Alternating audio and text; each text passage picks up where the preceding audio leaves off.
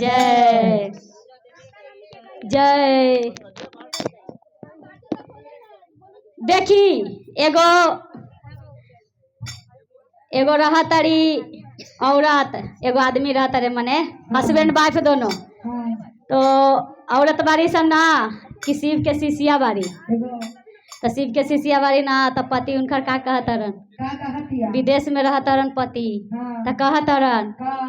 कहतरन कि जे स्वामी जी घरे आई, हम चर्चा करतानी। तो कहतर का कि जे हम नइखे जानी चर्चा के विधि का होला ना होला, तू जाना तर तू कर। तो उनका के बोलावे के पड़ी, और उनकर पति घरे अइलन ह। तो हिया है जे आसनी लगा करके बैठल बारी सा। तो देखी का कहता रे सा, होता टे चर्चा जे घरे अगनैया,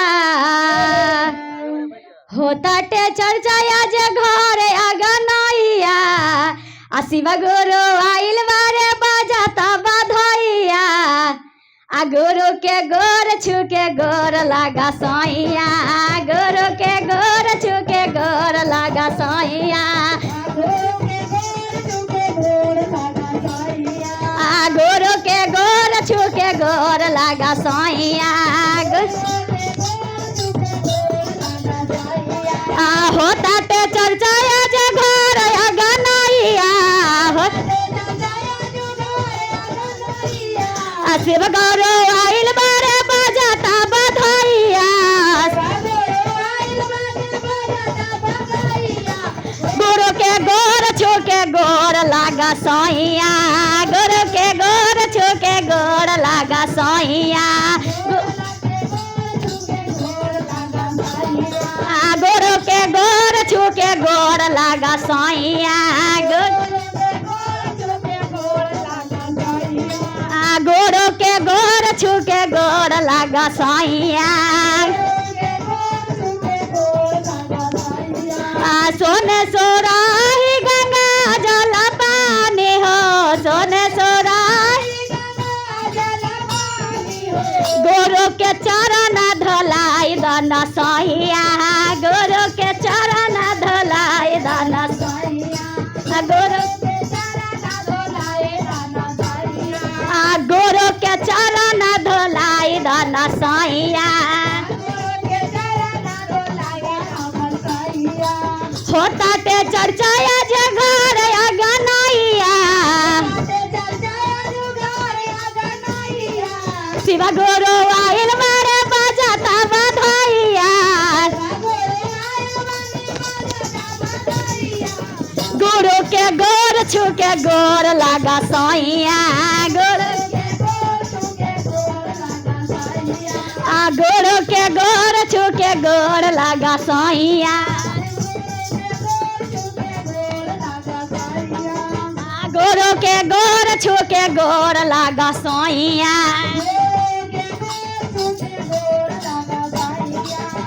अकमाना फूलवा के गजला गुथवली हो, अकमाना फूलवा के गजला गुथवली हो, गुरु के गजला पहनाए दन सैया, गुरु के गुरु के गजला पहनाए दन सैया, चंदन चौकी के आसनी लगावले हो, चंदन गुरु के आसनी बैठाए दन सैया, गुरु के आसनी बैठा द मोरा सैया,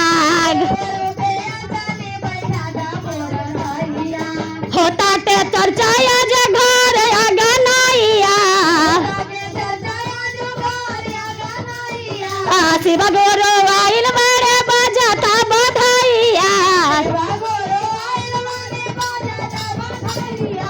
गुरु के गोर छू के गोर लागा सैया, गोरो के गोर छू के गोर लागा साइया गोरो के गोर छू के गोर लागा साइया गोरो के गोर छू के गोर लागा साइया सोने पारा तन भांगे आधा थोड़ा बाहो सोने पा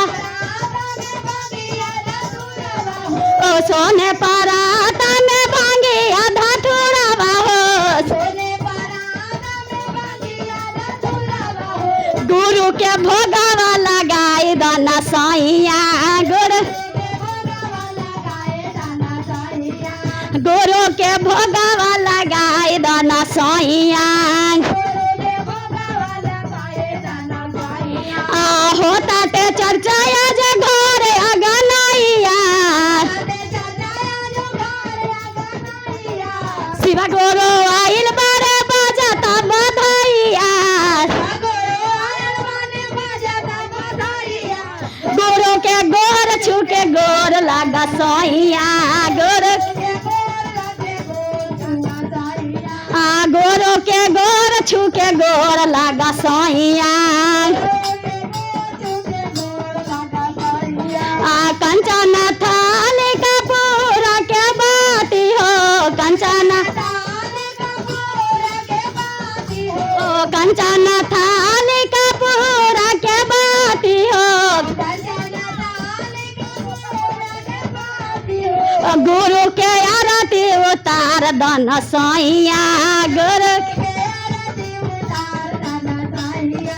गुरु के आरती उतार दन साइया गुरु के आरती उतार दन साइया